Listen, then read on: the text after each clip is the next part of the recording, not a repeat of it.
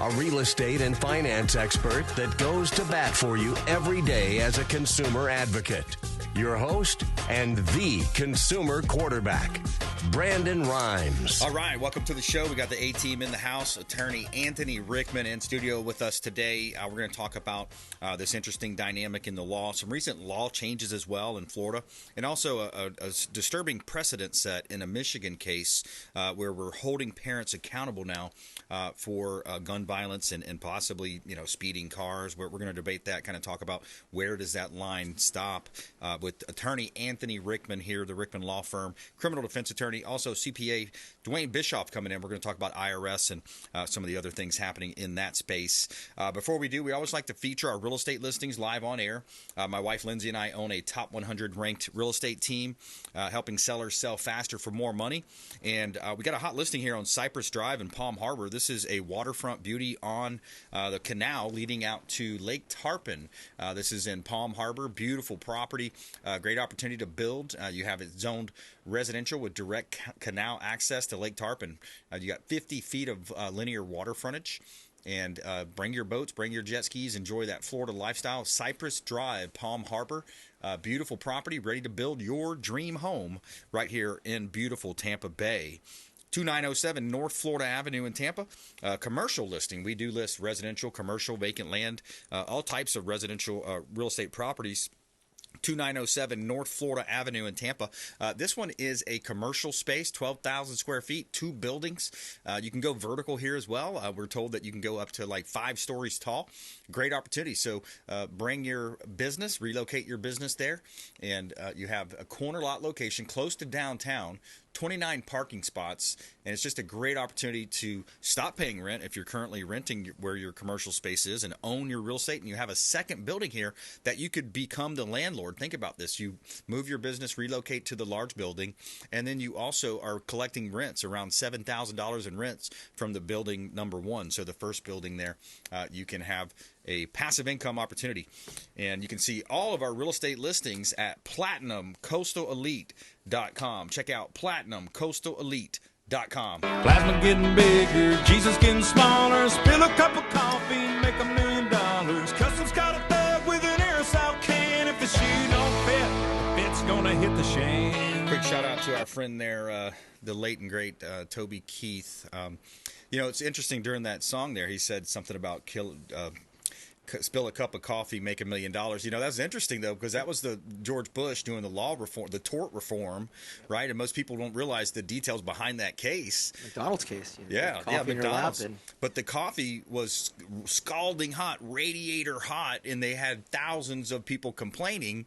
And then finally it bit them because as a company, you can't be serving, coffee that's going to scald people like that, right? Yeah, you knew or should have known that this was causing injury. It was way too hot.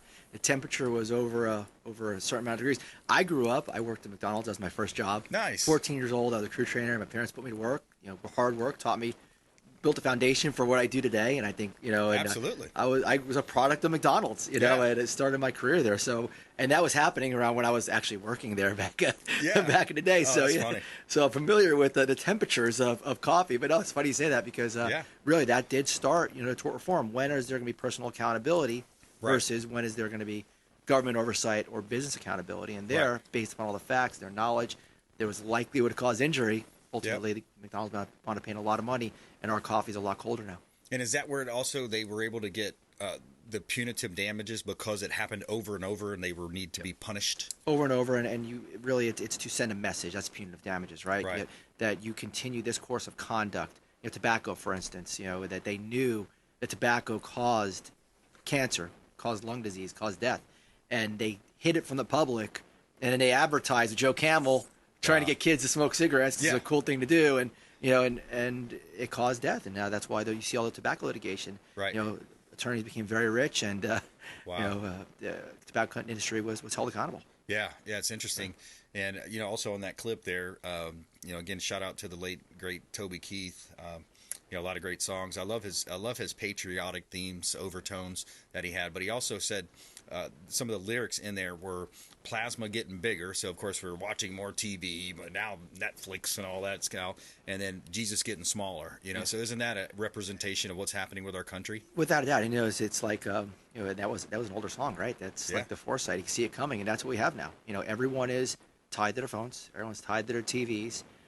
You see, the studies suggest that there's less religion. There's an absence of religion, an absence of Jesus, an absence of teaching that, and I think a lot of that has helped deteriorate the moral fabric of our country. Exactly. I mean, there is no. It's an attempt and a concerted effort to remove those things from society. Yeah. And look, the same way that people can have their beliefs, everyone can have their own beliefs, but there's no reason to prevent people from practicing and engaging their beliefs. Yeah. And look, the freedom or separation of church and state, those buzzwords are not in the Constitution. Right, exactly. I mean, people, that was written in. There's a Federalist Papers, actually. Charlie Kirk talks about this. It was one of the Federalist Papers that was, I forgot which one. I mean, that's an interesting study. If you study all that, it's just amazing how this country came about and what great moral fabric. And there was also a quote that just recently came out last week or so that I was listening to. It said something like, the Constitution was built for moral men. And today, we don't have moral men in politics in D.C. In generality. I'm speaking generally. There's a lot of good ones, more bad ones probably. So unfortunately, the morality of our country is suffering in the laws, and you see that in the different tactics and strategies that are presented now. Yeah. I mean, look, morality allows you as a citizen to pursue happiness, to have life and liberty. Because without morality, without that compass of what is right and what is wrong, you're lawless. Yep. And I think when you look deep at the framework of the Constitution, really that's part of what it stands for. Yeah. Oh, absolutely, man. The country, greatest country on the planet of the earth. Up until the 80s and 90s, we all agreed on that. Yeah. Like we all said, yeah, wow, what an American experiment. This exceptionalism. A lot of people think it was a divine. Founding, because it was the second Exodus, right? Exodus number 1 was the Jews in the desert there with the situation with Moses and everything, and then exit number 2 was, hey, we're escaping this tyrant, this king tyrant, and we come over here, we start our own country, we have the Declaration of Independence. So that was the second Exodus, and I'll go you one further. George Washington and his troops wouldn't have been able to evacuate from Brooklyn if it wasn't for a fog that came over at the opportune time to allow what basically became a founders of our country to escape. Because if they are cornered, they're surrounded by the English troops. We're not here. We have a different type of accent in this country. So really, when you talk about divine providence, really, I think our the founders of our country, our founding fathers, if I can say fathers, great they believed in that. Yeah. I know you had certain of our founders who were not as religious as others, but at the end of the day, they all believed in that divine providence that created this country. Yeah, exactly. They were moral men. They were good men. They had character. They weren't running around cheating on their wives and things like that. Again, speaking generalities. Well, some of them were. Some of them were. Yeah, exactly. Anthony Rickman in the house, Attorney Anthony Rickman. So let's jump into some of the stuff happening here on a local level. Then I want to jump out to this Michigan case out of state. But you were mentioning some of the Florida law changes. Yeah, so Florida, we have a lot of transplants from New York, a lot of transplants from California, but we're trying not to be that. Right. Especially when it comes to the law in regards to when people are arrested and what happens when they're arrested. And effective January 1st, our Florida legislature, assigned by the governor, we've adjusted what happens once you're arrested. Some good, some bad. So it's traditionally in Florida, when you're arrested and charged with a misdemeanor, first-degree felony, second-degree felony, or a third-degree felony, you go before a court at initial appearance. Or in the alternative, the jail can just set a bond and cut you loose. Okay. What the new law provides is that it creates a uniform bond schedule for all types of cases. For instance, on a DUI previously, you can get out a $500 bond. It's now increased to $1,000. On a third-degree felony, bond was anywhere between $25,000 to $500, or even ROR, meaning release on your own recognizance. Now the law requires a monetary bond on third-degree felonies. When you talk about more serious crimes, second-degree felonies, crimes involving any sort of violence, the courts now are not allowed to give you a bond. So you have to sit in jail all night. And the next day, you go in front of a judge, and at that point in time, the judge will set a bond through a uniform bond schedule or through argument from an attorney. So I often go to court now where I wouldn't be in court after somebody's arrest. Say you're arrested on Friday night. there is court Saturday morning. And now we go in front of the judge on a Saturday morning on a case where that person would have been out Friday night. Now they're sitting overnight. I have to go in front of that judge, argue to the judge why this person should be released, provide to the court evidence as to why they're not a danger, not a threat to the community. And ultimately, the judge, upon argument, will make the determination if that person has local ties, family ties, is a flight risk, is a danger, and then bond will be issued. Where traditionally, you'd never get in front of a judge on really what we consider a minor offense. But third degree? What's an example of a third degree felony would be a grand theft. Grand theft. So okay. Traditionally, $500 bond. Now you're uniform $5,000, unless you go in front of the judge and ask for a bond reduction. Their third degree felony could be an assault, a felony battery. You get in a fight and you hurt somebody. Those are types of examples. Fist fight outside of a bar. Fist fight that involves injury. Now, a regular fist fight, you and I get in a fight, it's a simple battery. Okay. Domestic battery, however, anything domestic is no bond. So if you are in an argument with your significant other, usually somebody is going to jail. Right. That person who goes to jail is going to have to stay in jail overnight. And then the next morning go in front of the judge and provide evidence to the court that you're not a flight risk, you're not a danger, you're not a threat to her or him or the community, and that there's sufficient ties to the community that will assure your presence in court. Yeah. But one of the biggest changes in the law is what's called pretrial detention. And what pretrial detention means is that the court can hold you with no bond upon motion by the government. Now, traditionally, the state can file a motion for pretrial detention on first-degree felonies or felonies punished by life in prison if the proof is evident and the presumption of guilt is great. Meaning if the case is so strong that we know we got you, we're going to hold you, and that there's no conditions that could satisfy the courts that you are not going to be a danger to the community. The law has changed now, and the law now requires that any crime where there's a felony punishable by life in prison, any crime that's a homicide, any crime that involving a first-degree felony, you are required, the state is required now to file that motion for pretrial detention. So in first-degree felonies, you are going to sit in jail for at least 5 days before your hearing. And that first-degree felony could be anything from mortgage fraud or wire fraud, a fraud case where the dollar amount makes it a high value. White-collar stuff. Wow. It involves burglary with assault and battery. And people don't think, well, what's burglary with assault and battery? Let's say a husband and wife are fighting, and the wife reaches through the car and slaps the phone out of his hand or slaps him. Yeah. She broke the plane of the vehicle. Yep. That's considered a burglary with a battery. Wow. That's a felony punishable by life in prison in the state of Florida. Holy cow. Not only is it punishable by life in prison now, under this new bond statute, she has to sit in jail for at least 5 days for the court to consider a motion for pretrial detention. Ultimately, when you get in front of the judge, you can say, yeah, I'm going to release you. This is ridiculous. But the way the law is written, that man or woman now has to sit in jail for 5 days. Wow. Let's say you're driving your parents' car and there's pills in the car from your parents, and they're not in a bottle. Yeah. Or they're in a bottle, it's not marked. You get charged with drug trafficking. Wow. Before your parents can even come into court and say, hey, they were mine. Yeah. Here's my valid prescription. Xanax or whatever it was. Whatever it is. Yeah. Here's my valid prescription. Great. You wasted 5 days of your life sitting in jail. Wow. So this law was really created to avoid us being New York City, where we see people beat up cops. Yeah. Immigrants, migrants who beat up cops without papers, people who are here illegally, walking out of jail, flipping off the camera. Yeah, so the law was created for a good purpose, right? To make uniformity. Absolutely. To prevent people from getting out and committing crimes. Yeah. But unfortunately, sometimes the way this law is going to be applied and has to be applied is it just? Is it detrimental? And I think eventually we're going to maybe see some modifications. Question on that, Anthony Rickman, a question for you. If in that case scenario where the kid's driving mom's car, I can understand if it's like Percocets or Xanax. If there's something like a torvastatin or some kind of a heart medicine, is that looked at as a drug, or is that like, no, it's not an intoxicant? You're looking at Schedule I narcotics. Okay. You're talking about opioids. You're talking about Xanax, Oxy. Got it. Let's say another example. Let's say you're driving somebody's car and there's cocaine in the back of the car. But it's not your car. You're driving your friend's car. You don't know what's in the back seat. Right. And it's there. Before you're charged with drug trafficking, even on illegal substance. The state has to prove that you knew the drug on a constructive possession case, what means it's not on you. Right. The government has to prove that you knew the drugs were there, right. that you knew it was illicit drugs, wow. and you had dominion and control. Well, if the officer has probable cause, they can still arrest you. Wow. And before you even make those arguments, you're sitting for at least 5 days. Yeah. And now what we're going to see is a lot more crowding in jail. And then you have the contrary argument. What about the people who can't afford that cash bond? What about the people who can't afford the higher bond? And also, we do live we talked about the Constitution, right?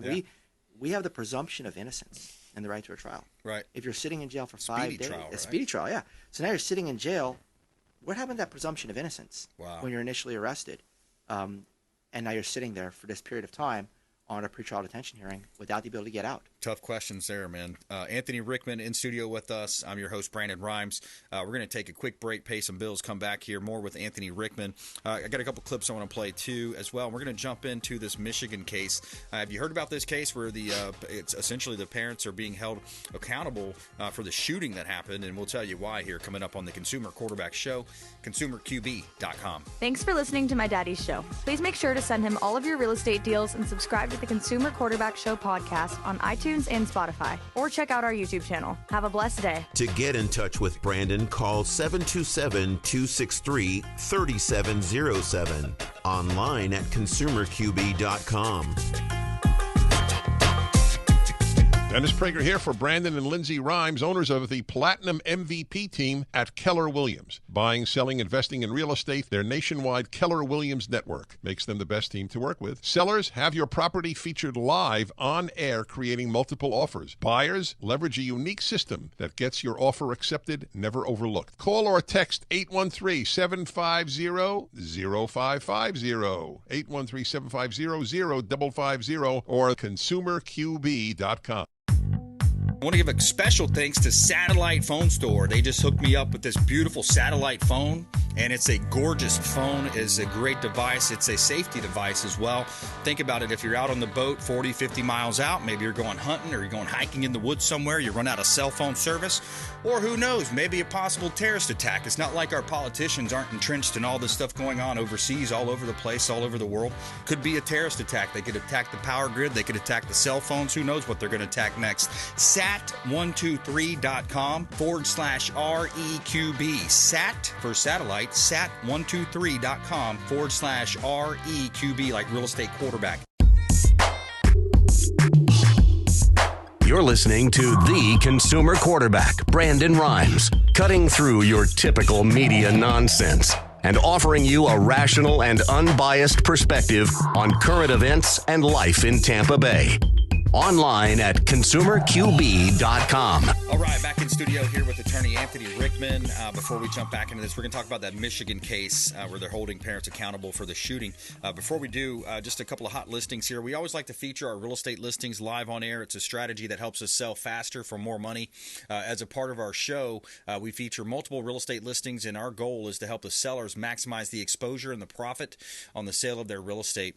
So we got a hot listing here at 18522 Gulf Boulevard. This is on the Gulf of Mexico. Have you ever wanted to own your own beach property? This is it. 3 bedrooms, 3 bath, 2,000 square feet on the Gulf of Mexico, Indian Shores. This is unit number F at 18522 Gulf Boulevard, unit F. It's right on the sugar sand beaches and dolphin-filled waters of the Pinellas County beaches and Indian Shores. You look to the right, you're looking at the Tom Stewart Causeway with the Intercoastal Waterway. And if you look out to the left, you're looking at the Gulf of Mexico from your own unit here, your own townhouse and condo. Indian Shores, great opportunity to own real estate right here in beautiful Tampa Bay. By the way, only a $250 a month HOA fee. And also, by the way, you can rent this out short term. Great opportunity. Reach out. We'd love to talk to you about that. 5930 River Road. This one's in Newport Richey, another waterfront property, beautiful property here. 4 bedrooms, 3.5 bath on River Road. You have over a half acre of land, 80 feet of frontage on the Cody River. Bring your boat, bring your jet skis, enjoy that Florida lifestyle to the fullest. And you can see all of our real estate listings at platinumcoastalelite.com. This is God's country. All right, Anthony Rickman in the house. We're talking about law changes. We talked a little bit about Florida. I wanted to kind of shift gears and go to this Michigan case. Talk to me about that. Look, the Michigan case obviously was a tragic school shooting where children were killed by a student who walked into the school and disgustingly killed, and injured students in Michigan. That defendant pled guilty, sentenced to life in prison. But the government wasn't satisfied with just that life sentence. And now they charged the parents with manslaughter. And there was a jury trial this week, and the jury found the mother, at least, the father's still awaiting trial, guilty of manslaughter. Wow. And really the theory of prosecution is that the mother knew, should have known, and didn't do anything to prevent her son from walking into that school and shooting up the school and killing students. And when you look at that specific case and looking at the facts, really it is an extreme case where, obviously as a parent, it shocks the conscience what the mother didn't do, right? She bought the gun. She gave him the gun. He called it his baby. He had writings, drawings about how he wanted to go in and shoot up the school. That morning, she had fears that he was going to do it and didn't notify anyone at the school. And then her son goes and does this. And, that is an extreme case where I think it's arguable that the mother, was negligent. Mm-hmm. But was she, criminally negligent? Was she so reckless, willful, and wanton? Was her conduct of not reporting? Yeah. Was it so severe that it, created a crime, right? That it was likely to cause death, serious bodily injury. And the jury said yes. Wow. And what does that mean now for the prosecution of parents when children, we call them children, but these are juveniles charged in adult court. Yeah, they're under 18. They're under 18. We're talking about 16, 17-year-olds, 15-year-olds charged in adult court with adult crimes. And now you're also, in this particular case, going after the parents for allowing it to happen, essentially. And then when they had knowledge that it may happen, not reporting it. Yeah. So it really puts a really big onus on the parents, right? Are you going to, seek services for your child, which everyone would agree this mother, if she knew that, should have sought services for a child. Yeah. But at the same time, are you going to now incriminate your child to that extent? And does it put a burden on a parent now if they believe their child is going to commit a crime to report it to law enforcement? Are they now mandatory reporters against their own children? Yeah, rat on your own kids. And, it's and where is the line going to be drawn? I think now with this case, the precedent that it sets, we're going to see. I've had a lot of high-profile cases involving teenagers who just get their driver's license and are accused of racing, are accused of driving fast. And are we going to now punish the parents who bought them that car? Right. Are we going to punish the parents because they believed or they knew that their kid was driving excessively, that their kid had a pattern of driving fast? Are now parents going to be charged with manslaughter because they didn't discipline their children correctly? And that's what remains to be seen. Obviously, this is Michigan law. It doesn't really apply here in Florida. Yeah. But it is it's a precedent-setting case. It's a dangerous set. We haven't seen it. Yeah. And look, I think what we do know from this is that it can happen, right? Yeah. So if you are a parent, let's not put yourself in that position. If you're a parent, your kid is doing these activities, driving real fast, has guns, makes these threats. This case tells you to take a step. It does give what we call a chilling effect to parents who may be in this position. We've all seen those situations, and I love Dennis Prager's Rational Bible. He talks about the Torah, and it talks about where you have these wonderful parents, but then you have a wayward son or daughter, right? And then you see the opposite, you see terrible parents, but then this amazing prodigy kid that ends up growing up and being a great person. I think even Senator J.D. Vance might be a great example of that if you've seen that movie Hillbilly Elegy. But yeah, I mean, so you have those scenarios that play out, but yeah, it's interesting. I wanted to play just a little bit of this clip here from Ted Cruz here, just to get your opinion on this one. There's $340 million from one of the states going to illegals, and we're real quick on time here. Also, in just the last couple of days, Washington State took $340 million of money from the federal government during COVID, and it was COVID relief funds. And what did they do with it? They voted to give that money, $340 million, illegally to illegal aliens, and to send them checks, sending money to illegal aliens. I feel like this image we're going to put on the screen here, I feel like a lot of Americans are feeling like this. Government funds flowing into illegals in boatloads, and then American citizens just begging for little drops, right, Anthony? Yeah, and one of the things I see a lot in my cases are the new COVID relief cases, PPP fraud. We have American citizens being prosecuted because they're taking money from the government, which they may not have been entitled to. Right. And now you have the government giving those same funds to illegal, that we know they are not entitled to. It's absolutely disgusting. And I can think of $340 million of the better ways to put their money. Exactly. RickmanLawFirm.com. TheRickmanLawFirm.com. A. Rickman at the Rickman Law Firm, 813-999-0502. Been arrested, accused of a crime or investigated. Call an attorney right away. Yeah, absolutely. Get in touch with Anthony Rickman right away. And Anthony, thanks for coming in. Appreciate it. Taking a quick break. We're coming back. CPA of Tampa Bay, Dwayne Bischoff on the Consumer Quarterback Show. Follow us online. We'd love to connect at BrandonRhymes1 on Instagram as well, at CQB Show, and subscribe to the YouTube. We'll be right back. Hey, I'm Ken Shamrock, and you're here with Consumer Quarterback Show. And I say, Brandon Rhymes, knock out your competition.